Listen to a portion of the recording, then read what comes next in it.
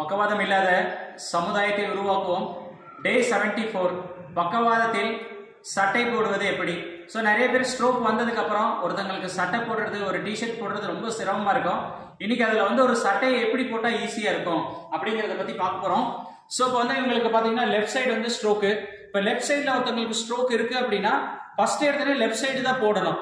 Right சைட்ல போட்டுட்டு கையை மேல ரைட்ல லெஃப்ட்ல தூக்கும் போது பாத்தீங்கன்னா ஷோல்டர் சப்லுகேஷன்ல இருந்துச்சுன்னா ரொம்ப போயிடும், ஓரளவுக்கு வீக்கா இருந்துச்சுன்னா சப்லுகேஷன் ஆயிடும். ஸோ அதனால எப்போதுமே என்ன அப்படின்னா எந்த சைடு ஃபர்ஸ்ட் வீக்னஸ் இருக்கோ அந்த சைடை ஃபர்ஸ்ட் போட்டணும். பிடிக்கும் போது இப்படி சப்போர்ட் பண்ணிட்டு இப்படி அழகா உள்ளார விட்டுக்கலாம். விட்டுட்டு பாருங்க ஈஸியா இந்த மாதிரி சப்போர்ட் பண்ணிட்டு அதுக்கப்புறம் மேல சட்டை எடுத்துக்க வேண்டியதான்.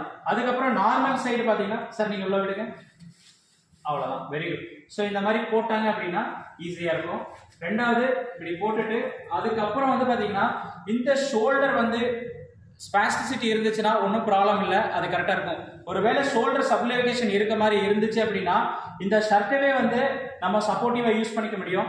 இந்த மாதிரி பட்டன் போட்டுட்டு ஒரு பட்டன் இடையில இப்படி வச்சாவே அதுவே நிக்க ஆரம்பிச்சிடும். ஸோ இது என்ன விஷயம் அப்படின்னா ஷர்ட் போடுறது எப்படி அப்படிங்கிறதுக்கு உண்டான விஷயம். அதுலயே வேற என்னென்ன விஷயங்கள் எல்லாம் யூஸ் பண்ணிக்கும் அப்படிங்கிறதுக்கு உண்டான விஷயங்கள் தான் இது. ஒன்ஸ் ஷர்ட் போட்டுட்டோம் அப்படின்னா அதுக்கப்புறம் அதே மாதிரி டிஷர்ட் போடுறது அப்படி என்னங்கிறது அடுத்த ஒரு வீடியோல பார்ப்போம். தேங்க்ஸ் ஃபார் வாட்சிங். தேங்க்யூ.